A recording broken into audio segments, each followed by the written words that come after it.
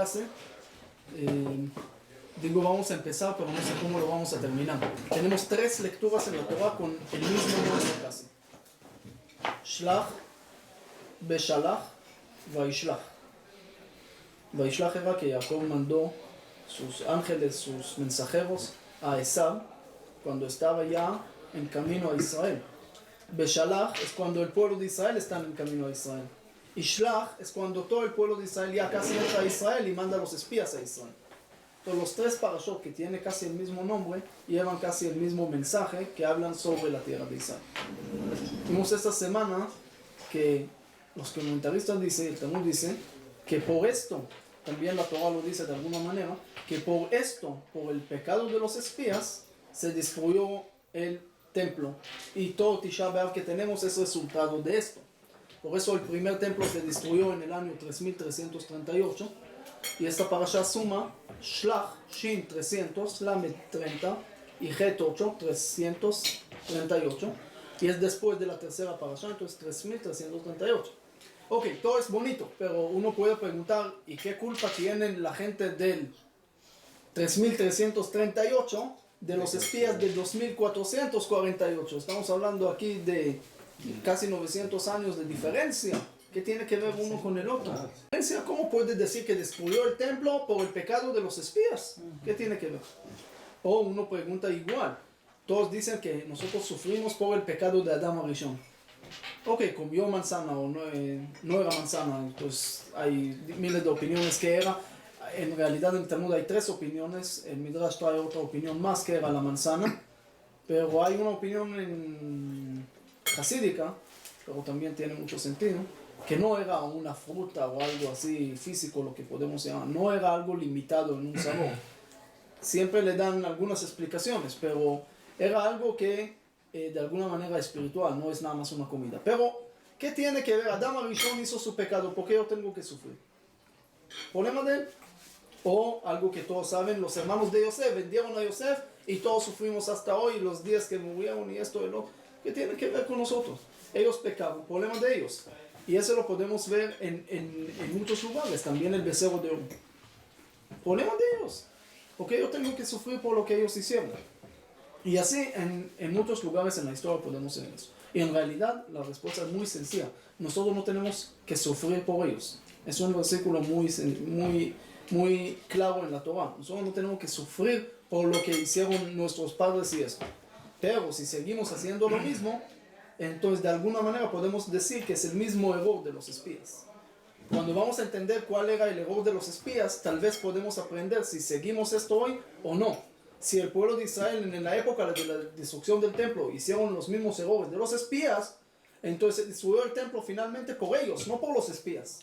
Por el pecado de los espías que se siguieron haciéndolo. ¿Okay? No es por ellos, sino es por lo que ellos hicieron, y a veces uno sigue con el mismo error. Entonces, ¿cuál es el problema? Ahora, eso funciona también al lado positivo. Uno reza a Dios, dame por el mérito de Abraham, por el Akedat Yitzhak, o por el mérito de Yitzhak, o por el mérito de Jacob, o lo que sea.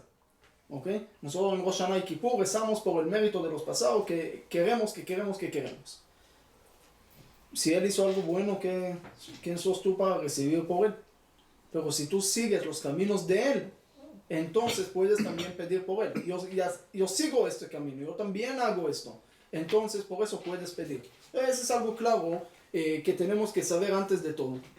Hay un detalle, no es tan detalle, pero ese lo vamos a analizar en Shabbat, que según la parte de la Cábala, toda esta parasha no habla nada más de la tierra de Israel, habla de algo más profundo. De alguna manera Moshe está en Israel, en el desierto, y el pueblo de Israel dice, entonces ¿qué? ¿Cuál es el camino? Entonces le dice, mira, vamos a entrar a Israel, ¿y qué?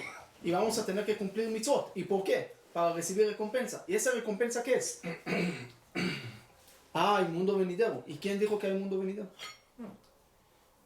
Entonces de alguna manera Moshe manda espías al mundo venidero, según la Cábala. ¿Okay? ¿Qué es eso exacto? No sé si entendemos bien, pero es interesante la idea que los espías van, de alguna manera regresan y dicen, los frutos que vimos ahí son grandes, quiere decir la recompensa es muy grande, pero vimos que son personas grandes, quiere decir para conseguir esos frutos hay que ser una persona muy grande, muy elevado, muy especial, y nosotros no vamos a poder, así mejor quedamos en el desierto.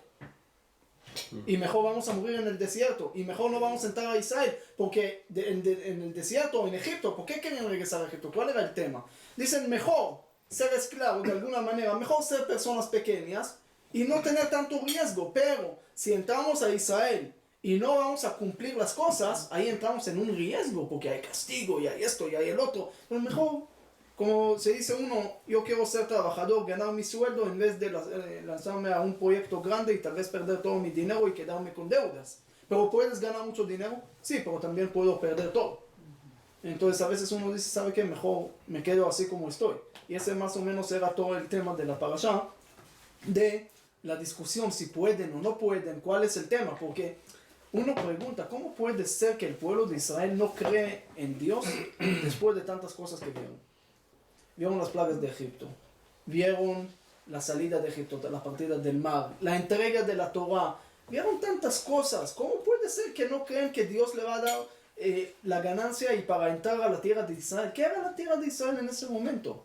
¿Que había terroristas con bombas? ¿Qué? ¿Había cyber? ¿Había problemas de bombas atómicas? ¿Cuál era el peligro tan grande que uno puede decir, mira, no creo que voy a poder ganar este lugar? Lograste a salir de la imperia más grande del mundo, de Egipto, con todos los milagros. ¿Cuál era la duda que tenían? Y eso explica mucho. No tenían duda, al revés. Ellos ya creyeron que Dios puede... Hay recompensa, hay mundo venidero, hay todo, pero es muy peligroso. Porque si no haces, si no cumples, entonces pierdes más. Entonces ellos dijeron, tal vez vamos a ser menos, vamos a quedar aquí sin tantos mitzvot, sin tantas cosas, pero tampoco podemos perder tanto. Ok. Ahora, la parashá de los espías es una parashá un poco complicada de entender. ¿Por qué? Moshe manda espías, ¿ok? Y Dios le dice, Shlach lecha anashim. Hay una discusión entre Maimónides y Nachmanides. No Maimónides tanto, pero una opinión y Nachmanides de otro lado. Hay unas opiniones que dicen que mandar los espías no era el plan. Es decir, no tenían que mandar espías, no tenían que mandarlo. Era un error. Nachmanides dice, no era un error. Es parte de que uno entra, la parte natural del mundo es mandar espías y eso era algo que tenían que hacer. ¿Ok? Pero así o así, Dios le dice a Moshe, Shlach lecha anashim veyaturu et eretz Canaan. Shlach lecha, ¿qué es Shlach lecha? Manda para ti. ¿Por qué para ti? ¿Por qué es para ti? Porque hay algo interesante aquí. Moshe, ¿cuándo tenía que fallecer? Moshe no podía entrar a Israel. Entonces, si hubieran entrado a Israel unos días después, ¿qué hubiera pasado? Moshe tenía que morir. Pero aquí, esos espías le dieron casi 39 años más de vida. Entonces, finalmente los espías eran para Moshe, para el beneficio de Moshe. Dice, Shlach lecha, va a ser para ti. Ok, entonces manda a los espías y entonces, ¿para qué lo mandó? Para que cuenten qué está pasando en la tierra, ¿no? Y ellos regresan y ¿qué dicen? Lo que vieron. Entonces, ¿cuál es el problema? Y es más, cuando vamos a leer en el último Humash, en Dvarim, Moshe Rabbeinu, antes de entrar a Israel, aquí Moshe dice así. Pero la iniciativa de mandar espías fue de Moshe o de Hashem. Mira, aquí en la parasha dice de Hashem. Aquí dice, Vaidaber Hashem el Moshe lemor shlach lecha anashim. Manda espías. Aquí no dice todo. Esos comentarios que sabemos, que lo que dices tal vez porque tienes eso en la mente, porque si es un comentario que trae, que el pueblo pidió, que no tenía confianza, que Moshe quería pedir, ¿quién pidió aquí? Pero en realidad, ¿ok? El texto literal es Dios llega a Moshe y le dice, manda espías, como es el plan de Dios que hay que mandar espías. ¿Por qué?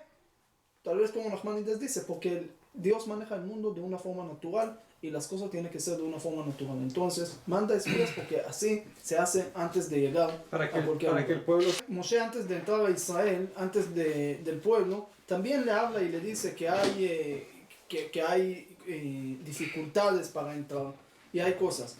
Entonces, ¿por qué están castigando a los espías si ellos hablaron lo que vieron? Y para eso lo mandaron, para decir lo que vieron. ¿Qué? ¿Quieres que mientan y que digan que todo es fácil, que pueden entrar y no hay ningún problema, entran, todo fácil, y llegan y lo matan? Es que la intención de Moshe era que fueran como turistas, no como espías, a que vieran las cosas buenas. Pero vinieron hablando de lo negativo. Pero tienen que también decir las cosas malas. Entonces vamos a ver, primero hay un detalle que eso cambia aquí mucho. Ok, ellos podían decir las cosas malas, pero ¿por qué agregaron también unas palabras que dijeron, nosotros no vamos a poder llegar a Israel? ¿Quién te dijo aumentar esto? ¿Cómo que no vas a poder? Es decir, ok, dijiste las cosas malas, pero ¿por qué ya metes al pueblo que no vas a poder hacerlo? Esa falta de fe es la parte más grave que puede existir en esos comentarios de los espías. Aumentar y decirle al pueblo, ¿sabes qué? Esas dificultades no lo vas a poder. Quiere decir, uno tiene que saber las dificultades que hay. Uno no puede cerrar sus ojos y decir, en la vida no hay ninguna dificultad, todo está muy bien, todo está listo.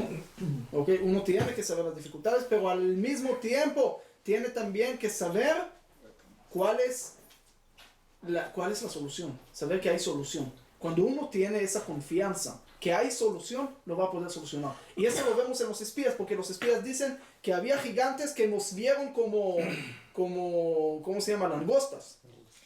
¿Cómo sabes que el gigante pensó? ¿Cómo ellos saben que lo vieron como langostas? Entonces el versículo sigue. Nosotros pensamos, sentimos como langostas y ellos así nos vieron. Ellos, ¿por qué te vieron como langosta? Porque tú pensaste que sos langosta. Es decir, cuando uno no tiene confianza en sus fuerzas, es el problema más grave que puede pasar. Entonces, en realidad no va a poder hacer las cosas. Entonces, ellos de alguna manera quitaron esa confianza de la gente. Y ahí sacaron la posibilidad de poder llegar a Israel. Esa es la parte todavía más grave que hay. Porque lo que vamos a ver también después, parte de la obligación de creer en Dios es creer en tu alma y en tu confianza que puedes hacer las cosas.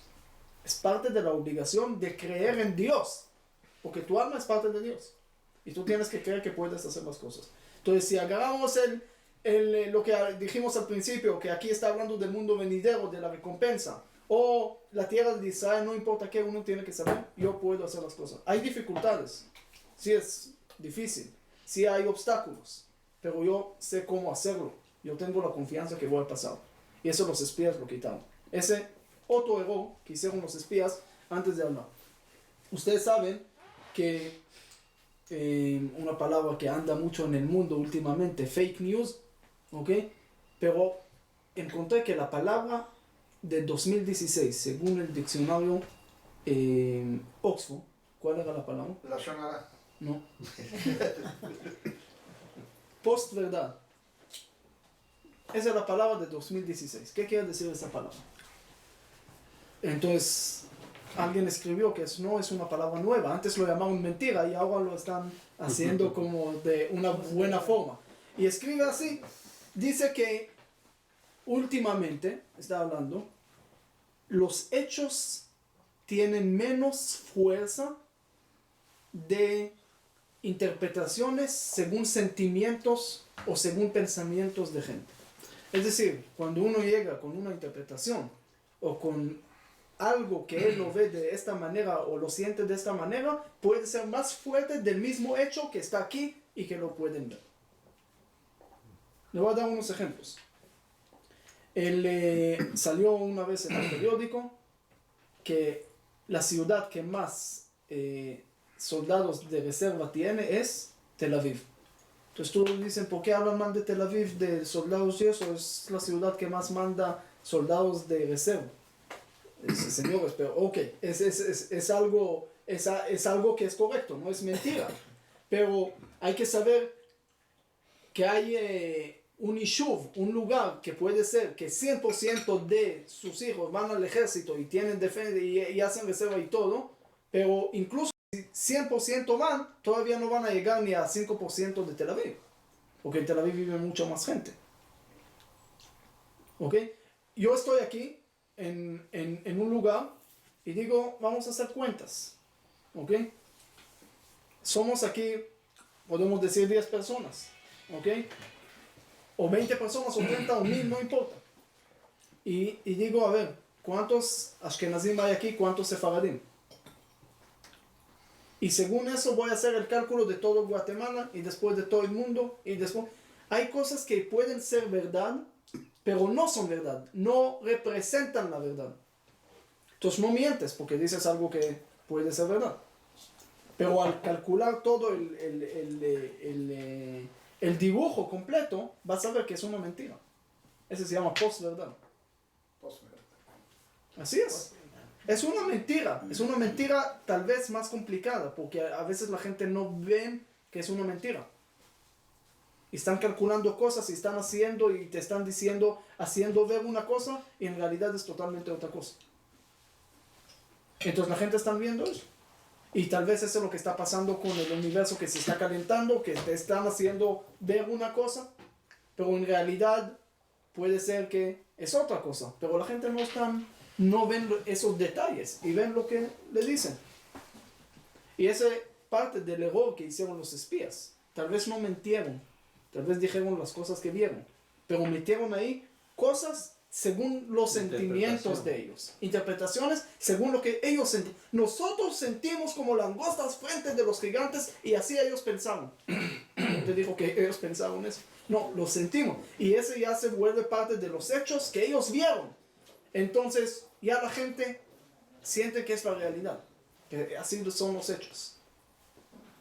Y esa otra parte que tiene, dice Maimónides, y también lo vemos en Navir Miau, ¿cuál es el profeta falso? Dice, el profeta falso tiene parte verdad. Ve cosas, pero mezcla ahí sentimientos y mezcla ahí otras cosas y se vuelve una mentira que tal vez parte de eso tiene verdad. Está mezclado. Ese es profeta falso. Está agarrando bases de verdad para hacerle creer a la gente. Entonces cuando un mentiroso llega y te dice, mira, ahorita es día, no es noche, tú sabes que es una mentira ni lo que es. Pero si te hace parecer que ya ahorita es una hora después, no sé qué, te empieza a poner algo con bases de verdad, eso es lo complicado. Y por eso hay unos que dicen, pero los espías hablaron también bien de la tierra. Dijeron que hay frutas grandes, que hay esto, que hay el otro. ¿Ok? Entonces hablaron también bien, no eran tan malos. Pero no, ellos usaron una base para comprar de alguna manera el pueblo. Y empezar a hablar algo bien, pero al final de ese bien también salió algo malo. ¿Por qué? Porque dijeron, las frutas son muy grandes, la gente es muy grande. ¿Qué sale de eso? Es una tierra bastante extraña. Es algo complicado, algo que no sabemos qué está pasando y mejor no entramos.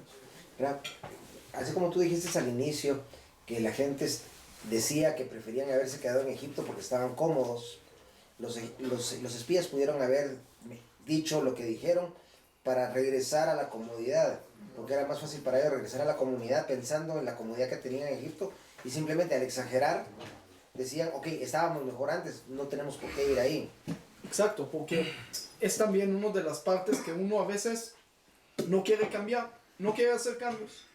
Como dijo una vez, el bebé cuando sale está llorando. ¿Por qué está llorando? Antes estaba en un lugar oscuro, no con nada. Y llega al mundo entero. ¿Por qué está llorando? Porque lo cambiaste. Ya desde uno que nace ya tiene esta tendencia de no querer cambiar. Y de no... Entonces uno cuando tiene una situación más o menos cómoda, ya dice, ¿sabe qué? ¿Para qué voy ahorita a esforzar para mejorar o para hacer otra cosa? Entonces me quedo así y ya está. Ok. Eso es otro tema. Ahora el tema casi principal de la clase. Ahí vamos a entrar al tema que hablé arriba de todas esas preguntas. ¿Ok? Y mencionaste parte de esto ahí. Moshe manda Anashim veyaturu et Eretz Kenan. Manda gente para Pasear. ser turistas. La tur, ¿qué es tur? Turistas. ¿Ok? Mandó turistas y ellos regresaron espías. ¿Cuál era la diferencia? Parte de la misión de los espías era para tratar de convencer al pueblo para que amen a la tierra de Israel, meterle amor a la tierra de Israel, tratar de agarrar cosas y tratar de interpretarlo de una manera como turista. Cuando un turista va y no sé quién subió aquí el Acatenango, la Pacaya y esto. ¿Ok? Yo. Muy bien, es difícil, ¿no? El Pacaya no. Mira, si yo le voy a dar un castigo a alguien, subir eso, El me va a agua, decir, sí. ¿por qué me castigas tan fuerte? Subir y hacer y esto, el otro, y ves los... Mira, hay treks que hacen en extreme cosas que, mira, de 3-4 días que tiene, ni hablo ahorita de subir al Everest y esas cosas, pero hablo de cosas sencillas. Pero el turista lo siente parte de su vida, que lo subió, que lo hizo, que para él es algo muy alegre. Es el turista. Porque agarra cada cosa mala, ve una puerta rota y dice, esa es una cosa arqueólogo, ese tal vez voy a tomar una foto al lado de esa puerta. Cada cosa para él se vuelve como algo bonito. Esa es la fuerza del turista. Interpreta cualquier cosa para positivo. Y el espía es lo contrario. Trata de encontrar puntos débiles. Moshe trata de mandar espías a Israel para que meten amor a la tierra para la gente que empiezan no nada más a entrar a Israel, sino a querer entrar a Israel, a tener sentimientos con la tierra de Israel. Y ellos hacen al revés. Y uno de los ejemplos es, Moshe le pregunta, vayan a ver si hay murallas o no hay murallas. Ellos dicen, sí hay murallas, y porque la gente son muy fuertes. Pero la interpretación puede ser totalmente lo contrario. Puede ser, hay murallas porque la gente se sienten débiles. Entonces tienen miedo, entonces ponen murallas. Pero la gente son débiles. Entonces todo es la cuestión cómo lo explicas. No sé si recuerdan el cuento de los zapatos. El zapatero que manda 2 personas a la India para ver si hay que abrir una tienda ahí o no. Y uno le manda mensaje y le dice, mira, aquí No, ninguno tiene zapatos, no vas a ganar nada, mejor no lo hagas. Y el otro le dice, mira, aquí no hay zapatos a nadie, aquí tienen mercado más de todo el mundo juntos. Entonces, los dos ven lo mismo y cada uno lo interpreta diferente. Hay uno que ve el número y dice, ese es el número 6, puede jugarlo. Y el otro dice, ese es el número 9, puede jugarlo. Los dos tienen razón, pero cada uno, el punto de vista de él es diferente. Eso es lo que Moshe quiere hacer. Y aquí vamos a entrar al tema que está pasando hoy en día. La mayoría de las discusiones hoy que puede ver con ateos, o esto que yo tengo en diferentes lugares, parte muy importante de la discusión se enfoca en esos temas. Si la Torah, ¿dónde está la moral de la Torah? ¿Por qué la Torah dice que hay esclavos, que puede tener esclavos? ¿Por qué la Torah dice que hay que mandar a la paloma y no sé qué? ¿Por qué la Torah dice que hay que matar al homosexual, o hay que matar a él, o hay que matar al otro? ¿Y por qué hay sacrificios en la Torah? ¿Y por qué la Torah es machista? ¿Y por qué? ¿Y por qué? ¿Y por qué? Ahora, esas preguntas no son totalmente en el aire. Quiere decir, tienen una base. La gente pregunta por tener una base. Quiere decir, están viendo algo y lo están interpretando para mal y dicen, mira, la Torah es mala, la Torah tiene este problema, la Torah no tiene moral. Entonces, tiene base. Entonces, la pregunta es cómo respondemos a eso. Empezamos con las mujeres. La Torah es machista, ¿no? En muchos lugares, porque no cuenta a las mujeres al mínimo, entonces ya la Torah es machista. Ok, viste algo. Ahora, ¿por qué no vemos otras cosas y vamos a ver y vamos a entender qué está pasando aquí? ¿Por qué no vemos que el Talmud dice que toda la bendición de la casa es gracias a la mujer? ¿Por qué no vemos que la salida de Egipto fue nada más gracias a las mujeres? La entrada de Israel nada más gracias a las mujeres. Megilat Esther, Purim es gracias a la mujer. Nes de Hanukkah, Yehudit es gracias a la mujer. En Sarah era más de Abraham, el nivel espiritual de la mujer es más alto del hombre según la Kabbalah. Por tantas cosas, la Ketuvá, el acto cuando uno se casa es nada más compromiso a la mujer. Tantas cosas y vimos el comentarista de hace 500 años, Rabbi Efraim Milunchis, el Kli Yakar, es súper ortodoxo, no es como dije hoy en la mañana. Él dice, ¿qué hubiera pasado si Moshe hubiera mandado mujeres espías, no hombres? Y él dice, no hubieran pecado, no hubieran hablado mal de la tierra. El error era mandar hombres, porque las mujeres querían a la tierra, porque las mujeres sabían ver el bien de las cosas. Y muestra unas pruebas para eso. Cuando había el deseo de oro, no, ellos esperaban a Moshe y ellos creyeron que iba a venir. Cuando había problemas en Egipto, los hombres ni querían traer hijos, ellos hicieron todo lo posible para traerlos, para traer hijos. En todos los lugares en la historia vemos cómo la mujer sí logró ver el bien. Por eso el judaísmo, que es esta base, se rige según la mujer. Quiere decir, los espías tenían que ser mujeres. Entonces, uno llega al banco y ve una fila completa para hombres y una fila para mujeres en un lugar ortodoxo. Y empieza a gritar, ustedes están locos. Hasta el banco hacen separación entre hombres y mujeres. Y uno dice, tranquilo, no se trata de eso.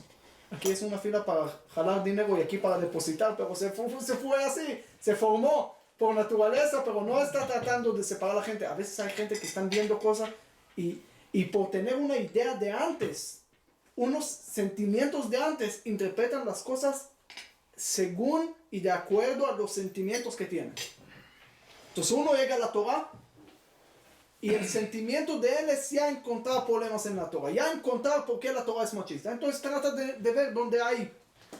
Y le dije, mira, Señor, tú me mostraste ahorita 3 cosas que la Torah es machista. Yo te mostré 20 cosas que la Torah es al revés. ¿Qué vas a decir? Me dijo, entonces no sé. Yo le dije, sí sé. La Torah ni esto ni esto. La Torah da un camino en el medio. Cada uno tiene su lugar. No, que eso, que... No, Señor. Hay lugares para acá, hay lugares para acá. Tú aprendes a ver también las otras cosas. Porque... Y eso depende cómo quieres ver las cosas. ¿Cuál es la forma de acercar a las cosas? Dice que uno de los ejemplos es la embajada de Estados Unidos en las Naciones Unidas. Es una mujer ahorita. Y empieza... Embajadora. Embajador, sí, embajador. Embajadora. La embajadora de Estados Unidos en las Naciones Unidas, Nikki Haley, ¿no? Sí. Entonces, y ella empieza a ver las cosas de otra manera. Y dice, señores, y a todos los hombres que están ahí, dice, señores, ustedes saben que hay un grupo que se enfoca especialmente nada más para el problema de los palestinos. Y no hay ningún grupo que se enfoca así especialmente para los que está pasando en Siria. ¿Cuántos murieron en Siria? ¿Cuántos murieron en África? ¿Cuántos murieron en todos esos lugares? Y nadie le importa. Pero unos que están pasando en Israel, ese todo el mundo le importa. Dice 70 resoluciones, o no sé cómo llamarlo. Resolución. En contra de Israel, cuando nada más 7 en contra de Irán. Cuando ahí hacen cualquier violación de derechos humanos, aparte de hablar de bomba atómica y eso, pero la violación de derechos humanos día a día. Y nada contra Venezuela, Cuba y ni se habla de esto. Arabia Entonces dice, ¿qué está pasando aquí?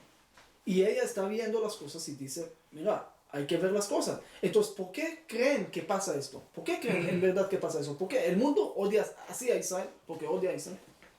¿Por qué pasa eso?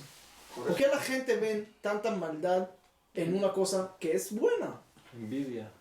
No es envidia, porque el sentimiento, la primera impresión que tienen ya está mala. Ellos ven la realidad del mundo de acuerdo a los sentimientos que tienen. Y ese sentimiento ya está en contra. Entonces no importa qué Israel va a hacer. Israel va a repartir dulces a los árabes, van a decir que están dañando a los dientes de los niños árabes.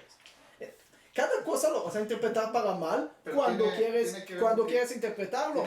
Tiene otra razón, porque es una mafia que no les gusta que países como Israel, porque están todos de acuerdo en ciertas cosas. Sí, pero la raíz, tiene que encontrar primero, poner tu mano en cuál es la raíz del problema. Cómo hacer y hacerle al mundo. Tú puedes enseñarle al mundo miles de cosas que Israel hace y da a los palestinos y esto y el otro, y al final se van a enfocar en un detalle que te olvidaste.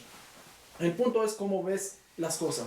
Y las mujeres mostraron que sabían ver el bien también dentro de cosas que parecen mal. Es decir, no es importante ver el bien dentro del bien. Es importante ver el bien dentro de las cosas que parecen mal. Ahora, algo interesante, dice que toda la generación de los espías no entraron a Israel. Nadie, menos Yoshua ben Nun y Caleb ben Yefune. ¿Ok? Pero las mujeres todas entraron. Todas las señoras entraron. Y si no, pues que están aquí, claro. ¿Sí? Es decir, lo que sabe apreciar, recibe. Lo que no sabe apreciar y se queja todo el tiempo, pierde. Hay que saber cómo apreciar las cosas. Hay que saber cómo también interpretar las cosas. Cada cosa que ves tiene 2 formas de interpretar las cosas. Uno ve a un señor llorando. Dice, ¿por qué estás llorando tanto? Dijo, es que mi suegra murió y está llorando. Le dije, dijo, ¿por qué estás llorando? ¿O qué? ¿Acaso no crees en la resurrección de los muertos y eso? Dijo, claro que creo, por eso estoy llorando. El tema es, tú ves una cosa, lo interpretas de una manera y ve otra cosa que lo va a interpretar de una forma totalmente diferente de lo que piensas. Entonces cada cosa hay que ver también el fondo de las cosas para entenderlo. Otro ejemplo. La Torah dice que hay que matar al este, o hay que matar al homosexual, o hay que matar muchas cosas. Y uno dice, ¿qué cosa? ¿Qué parece de ISIS? Parece que matar, que esto, que no. Entonces aquí hay que entender algo muy claro. Estamos hablando de una época que no había tanto valor de vida humana. Y lo puedes ver a través de sacrificios humanos que había y muchas cosas, ni derechos humanos ni existieron. Llega la Torah y pone orden. ¿Por qué pone orden? Porque hay algo importante que hay que saber. La gente piensa que matar y matar ahí era sin cuentas y sin nada. No.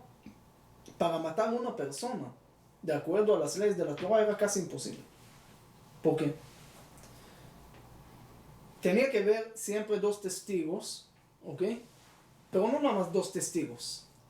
Tenían 2 testigos que le hicieron una advertencia 3 veces de unas palabras especiales, diciéndole un texto especial y que él tenía que contestar algo especial.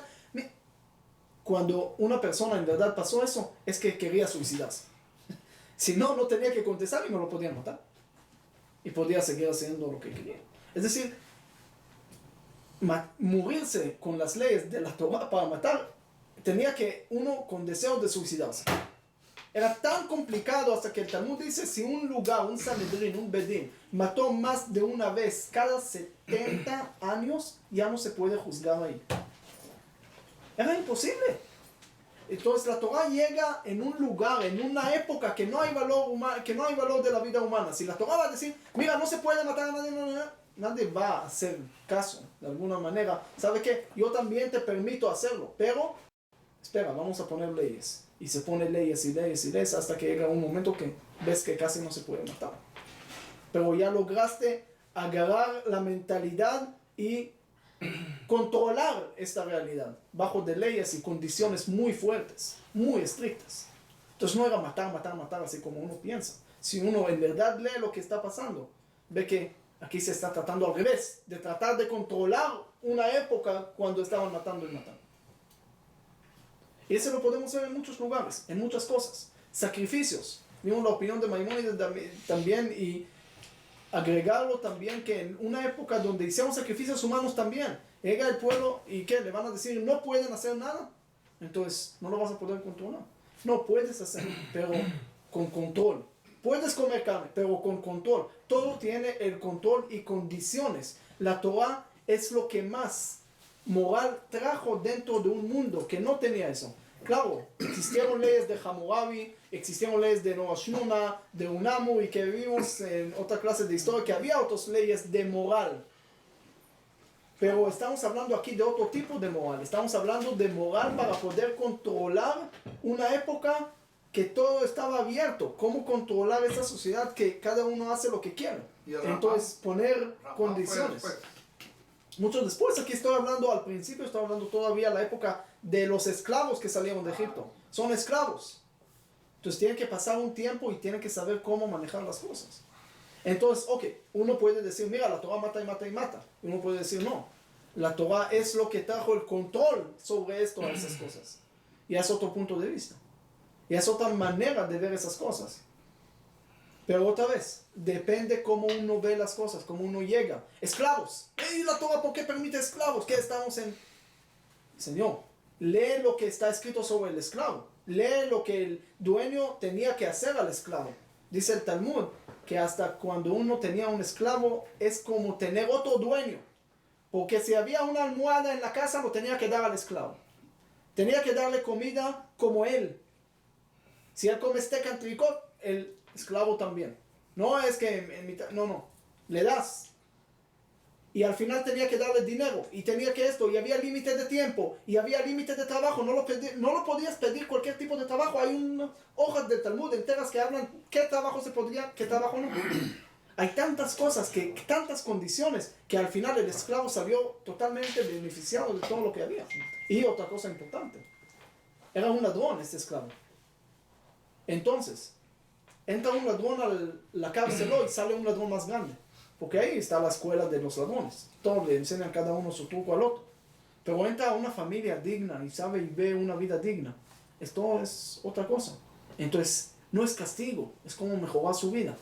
Es otra forma de ver la misma cosa. Uno ve esclavos y dice que la Torah es primitiva porque deja esclavos. Pero el otro ve, no, la Torah da solución a esa gente, a esas personas que se cayeron.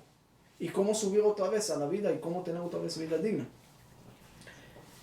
Y eso lo podemos ver en cualquier otro tema. En cualquier tema. Parte también de mandar paloma. Ya quieres agarrar los huevos, entonces uno dice, ¿qué me importa lo de yo agarro? No, señor. Con condiciones, con normas, cómo hacer, cómo causar lo mínimo daño dentro de lo que ya estás haciendo. parte de la shechita judía.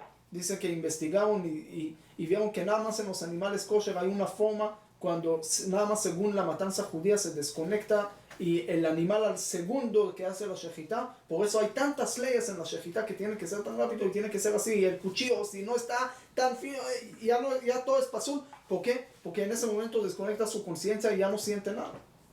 Es decir, de alguna manera puedes comer carne, pero no vas a matar o vas a quitar aquí o vas a hacer lo que quieras. Hay leyes y te voy a meter leyes y te voy a meter condiciones y moral en cada paso y paso que estás haciendo. No es nada más que no puedes robar. No es nada más que no puedes robar. Es como tienes que ayudar al otro. Es como tienes que dar al otro. No nada más diezmo. Hay otras cosas que hay que ayudar. Hay comida, y aquí hay ciertas personas que más tienes que poner atención. Todo lo que tenemos, cada detalle. Si lo vemos la Torah como turistas, podemos encontrar otra cosa de una persona que llega a la Torah y lo ve como espía, para buscar puntos débiles en la Torah, cómo romper la Torah y cómo decir que la Torah es falsa, o cómo decir que la Torah no tiene moral, o cómo decir todas esas cosas. Una persona hace poco me preguntó, ¿y tú por qué crees en la Torah? Y dije, pues, si no, pierdo el trabajo de rabino. Pero aparte de eso, le dije, ¿y por qué no? Me dijo, porque todo el cuento del diluvio ya aparece en Gilgamesh, en esto ya aparece en la otra mitología. Y le dije, mira, Gilgamesh que estamos hablando, hay muchos que dicen que la fecha era, muchos de los historiadores y eso, ¿cuál era la fecha? 2000 años antes de la era común. Y Noé, 2100. Entonces, ¿quién agarró de quién? ¿Quién copió de quién? Y tal vez si había un suceso muy grande en el mundo, como diluvio, entonces parte de lo que estaban ahí lo vieron o no sé qué, también lo escribieron. Hay una opinión de Rabbi Yohanan que en Eretz Israel no había diluvio. Se salvaron mucha gente. ¿Quién sabe? Es decir, hay muchas cosas que, Señor, ya llega con una decisión que la Torah es falsa porque el Gilgamesh ya tiene el diluvio. Entonces ya todo es falso. Señor, tranquilízate, primero lee sobre Gilgamesh bien. ¿Qué están las opiniones? ¿Quién qué? ¿Qué año? ¿Qué? Todo. Hay que tener un poco de paciencia antes de ya juzgar y decir que todo es falso. Porque le dije, finalmente tú vas a perder. No yo creo en esas cosas. Pero tal vez no le das ni 1% de pensamiento de turista a las cosas que estás viendo. Porque el pensamiento es llegar y atacar. Y eso está mal. Porque si ya llegas con un sentimiento, entonces ya está mal. Esa parte, ¿quién se salvó de los espías? ¿Quién no habló mal de la tierra? Yoshua ben Nun y Caleb ben Yefune. ¿Quién era Caleb ben Yefune? Caleb. ¿Quién era Caleb ben Yefune? ¿Quién era su esposa? Caleb entró a la... sí, ¿Quién era su esposa? el oyente de- Miriam, la hermana de Moshe. Según la mayoría de las opiniones, el Yosifún dice que era Hur, pero la mayoría de las opiniones, el Talmud en Sodá dice que Miriam era la esposa de Caleb. ¿Qué pasó con Miriam? ¿Qué pasó con Miriam? Sí, se casó, no era soltero. ¿Ah? Le dio lepra. ¿Por qué? Por Habló hablar mal de mal. Moshe. Pues sí. Él aprendió la lección. Él sabía cómo no hablar mal. Es decir, hay gente que ven algo y saben sacar de eso una lección. Y no hablar mal. Y no decir algo. Y Joshua dice que Moshe rezó también por él. Le agregó una letra más. Y más de todo, Joshua, su cualidad era incluso cuando Moshe se fue, ¿quién era el único que lo esperaba ahí? Dice Joshua lo yamish mitoch haoel, lo yamish, no se movió. Señor, pero Moshe dijo 40 días. Entonces vaya y regresa después de 39 días. ¿Qué haces aquí? No, yo me quedo aquí. Tal vez llegue ahorita y no me va a encontrar. Yo voy a estar aquí. Tratar de ver alguna esperanza en cualquier lado. Cuando Moshe no llega, Joshua todavía cree que va a venir. Ni tiene un 1% de duda. Personas que no nada más en el momento cuando llegan, cuando antes de llegar a esta misión de ser espías, ya tienen de alguna manera un punto de vista más positivo al asunto. Ya pueden generar mucho más cosas. Y eso es lo que explicamos una vez sobre Rabbi Akiva, que perdió todos sus alumnos y después tenía la fuerza de empezar todo de nuevo. ¿Pero por qué? Porque toda su vida de Rabbi Akiva eran momentos que él sabía interpretar cosas malas para bien, y vimos los ejemplos y no es el momento. Pero son cosas que hay que trabajarlo de detalles para al final llegar a un lugar grande y poder explicarlo para bien. Porque si tú vas a esperar un suceso grande para explicarlo bien, mira, uno dice, si me va a pasar algo, pero una tragedia que no va a pasar a nadie, una tragedia grande, ahí yo creo que voy a tener la fuerza de explicarlo para bien. No, si no vas a poder explicar, por ejemplo, el temblor que pasó esta semana para bien, entonces no vas a poder explicar la cosa grande para bien. Y en cada cosa puedes verlo como algo bonito. Un turista que pasa un temblor y eso llega a Israel y cuenta, y también había un temblor, imagínense ustedes y el susto y esto, y le empieza a hacer un cuento bonito de esto. Entonces, se puede, no estás de acuerdo conmigo tanto, pero sí, es algo feo, ¿no? Es algo horrible, es algo que tiene, pero si uno no lo explica de esta manera, entonces al final pierde, porque su vida tiene que ser esta. Ahora, en la moraleja del judaísmo, nada más ese tema, dice, hay filosofía. Lo podemos ver en Sócrates, en Platón, en Aristóteles, en todos esos filósofos griegos antiguos y esto, que para ellos la base de la moral era lo que ve el ojo, lo que tiene que conocer el ojo. ¿Qué quiere decir? La realidad. Conozca la realidad del mundo para aprender cuál es la moral que tiene que ser y cómo tiene que portarse uno a través de eso. Esa era parte de la base de la filosofía de ellos. Pero si agarramos otro lado mucho después, Immanuel Kant, los alemanes y todo eso, no. Uno no tiene que conocer el mundo para esto, sino los sentimientos y conocer la persona, el humano, para saber cómo aplicar la parte moral. De alguna manera puedes llegar también a extremos y conocer qué humano y más humano y menos y toda esa cosa. ¿Ok? Pero en otras palabras, lo resumo en 2 palabras. La base de la moral es o los ojos, lo que dijo Aristóteles y todo lo demás, o el corazón, los sentimientos, como uno siente al otro y otro, Kant y los alemanes. ¿Qué dice al final de la parasha? La parasha de Tzitzit. ¿Y qué habla de la parasha de Tzitzit? Dice, Velo taturu acharei levavchem veacharei einechem. No se vayan ni atrás del corazón, ni atrás de los ojos. Quiere decir, ni Kant, ni Sócrates, ni a Platón, Aristóteles, ni los alemanes, ni nada. ¿Cuál es la base de la moral? ¿Qué sigue? Velo taturu acharei levavchem veacharei einechem.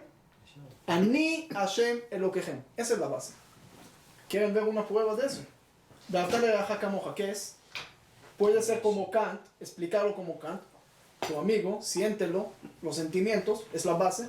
Puede ser al revés. Puede ser también como Aristóteles. Pero ¿qué dice la Torah? Ve'ahavta lereacha kamoja. ¿Por qué? ¿Qué dice? Sigue ahí. Ani Hashem. Esa es la base. ¿Y por qué? Porque yo estoy en cada uno de ustedes. Entonces, como empecé antes, uno tiene que tener confianza en Dios que está en él y también respetar a su amigo por el Dios que está con él. Entonces, esa es la base de la moral. No hay uno con el prójimo, uno con Dios. Los dos llegan al mismo lugar. La base es Ani Hashem Elokechem. Cuando uno tiene esa base de Ani Hashem Elokechem y de ahí empieza, ahí va a ser poder regresar al principio de la parasha, de ser turista, de saber cómo explicar las cosas de una forma buena, de explicar cómo. Dice algo muy interesante que leí, que Freud, Sigmund Freud, lo que, ¿cómo se llama? Freud.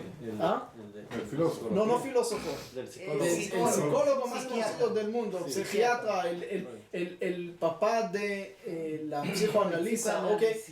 Entonces, Freud vivió en la misma calle de Herzl. ¿Ah, sí? En la misma calle de Herzl. ¿Ok? Pero nunca vieron uno al otro. Y cuando uno escuchó de eso, dijo, qué bien que no vieron uno al otro. ¿Por qué? Porque imagínate, Herzl va con Freud y le dice, mira, tengo un sueño del Estado de Israel de hacer esto y el otro. Y Freud le dice, ¿sabe qué? Siéntate aquí, te voy a arreglar tu mente porque tienes problemas y cosas. Yo te lo voy a arreglar, te voy a curar, no te preocupes, te voy a dar una medicina y tranquilo, todo va a estar. Gracias que no pasó. El punto es, y Freud dice, muy bueno. Pero a veces una interpretación en un lugar que no es correcto, a una persona que no es lo que hay que hacer, a veces hay que florecer, el agarrar el sueño y decirlo, no, llegan los espías y agarran el sueño de la tierra de Israel que tenía todo el tiempo y dicen, no, señores, tranquilos, no, es una tierra buena, pero no hay problemas y hay esto y hay el otro, mejor no. Es decir, agarrar algo y apagarlo. Ese es el error más grande que hay. Ahora, por supuesto que aquí hay también tema místico de reencarnación que dice que los hermanos de Yosef tienen que ver con los espías y tienen que ver con los 10 que murieron al final de Arugei Malchut. Hay una cuenta buenísima de eso, tal vez en Shabbat podemos analizar más del tema, también para las opiniones que no están a favor de la reencarnación, no están a favor, pueden llegar al mismo lugar al final y ver, pero en realidad, los hermanos de Yosef, ¿cuál era el tema? ¿Qué dijo Yosef cuando vio a los hermanos? ¿Ustedes son? ¿Mensajeros de Dios? No. Cuando Yosef vio a sus hermanos la primera vez en Egipto, ¿qué le dice? Espías. Ustedes son espías. ¿Qué tiene que ver espías? Que no encontró otra palabra. ¿Por qué espías? Porque se tenía que Dijo, referir porque a- ustedes trataron de ver en mí siempre la parte mala. Yo dije un sueño por una cosa y ustedes ya lo interpretaron que yo quiero ser rey y matar a todos ustedes o no sé qué. Ustedes lo interpretaron mal. Ustedes están viendo, arréglense eso. ¿Y qué Yosef le dice cuando ya lo reconocieron y toda la cosa? Dice Yosef, y ustedes no me hicieron algo malo. Lo contrario, me hicieron algo bueno, por eso estoy aquí. Y por eso hay comida ahorita. Y por eso, y por eso, y por eso. Quiere decir, agarró algo malo y lo explicó para bien. Y algo interesante. Dice, Yoshua Binun, ¿de dónde viene? Tenemos aquí 10 hermanos de Yosef, ¿okay? Que lo vendieron. Tenemos a Yosef y otro, ¿quién? Binyamin. Binyamin no participó en la venta de Yosef, no estaba. Y aquí en los 2 espías hay algo muy interesante. Hay 10 espías que hablan mal de la tierra, 10 hermanos. Hay la parte de Yosef, ¿quién es? Yoshua Binun, habla bien de la tierra. ¿Ok? Y Yosef, ¿qué hizo? Yosef sacó a su familia de Israel para Egipto. ¿Qué hace Yoshua? Mete al pueblo de Israel a Israel. De alguna manera devuelve lo que hizo Yosef. ¿Y qué pasa con Caleb ben Yefune? Es algo muy, muy interesante. Dice que él no fue a la tierra de Israel, llegó a Hebron y regresó. Dice, ni estaba con los espías, ni estaba haciendo eso, porque no tenía que hacer eso. Binyamin no participó. Es decir, hay muchas cosas interesantes dentro de eso, pero otra vez, para eso hay que entrar, hay que ver cuál es la base de uno, cómo uno ve las cosas. Cuando uno en verdad quiere ver esas cosas, quiere saber que atrás de las letras también hay otros mensajes, hay otras cosas, lo va a encontrar. Pero si uno piensa que hay nada más cuentos aquí y esto y el otro, entonces tal vez encuentra contradicciones y tal vez encuentra eso y mañana va a decir que no es verdad y es falso y eso y el otro, pero depende cómo ves las cosas. Eso es todo, esa es la parte más importante que podemos aplicar de lo que es toda esta parasha que empieza con los espías, termina con el tzitzit. Por esto, ustedes saben que el suceso más grande del pueblo de Israel cuando Dios llega al mundo, ¿qué le dice? No le dice algo de Cábala, de 10 sefirot y eso, ¿qué le dice? No robarás, no matarás, todas las cosas más sencillas, la base de la moral humana. ¿Por qué?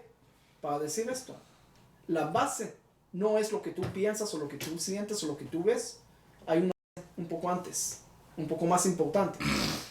Ani Hashem Elokejem.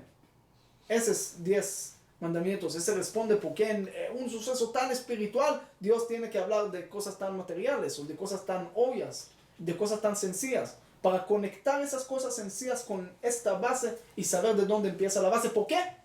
Porque si no tienes esta base, mañana uno puede decir, ¿sabe qué? Ese pueblo es una raza que nada más daña al mundo y esto, hay que matarlos. Entonces, los alemanes eran humanos. Los alemanes tenían educación, tenían valores, no eran animales, ¿ok? Tenían valores, era un pueblo muy, muy educado, y todos lo saben. ¿Y cómo mataron? Llegaron a matar tantas personas. Porque cuando la base de la moral es algo que tú entiendes o sientes, mañana cuando vas a entender o sentir otra cosa, lo vas a cambiar, y lo vas a sentir bien con esto, y ese es el peligro más grande. Pero cuando tu base es Dios, también hay peligro en eso, porque a veces uno piensa que Dios es otra cosa y puede también matar personas por el nombre de Dios, pero es otro tema que hay que solucionar. Pero cuando tu base es algo que no entiendes todo el tiempo, entonces no lo vas a cambiar cuando no lo entiendes, porque ya tu base empieza con Dios que no lo puedes entender. Y esa es la parte importante de esto. Nada más termino ya. Wow. Hay que ver positivo, que no es 10 de la noche. Hay otro punto.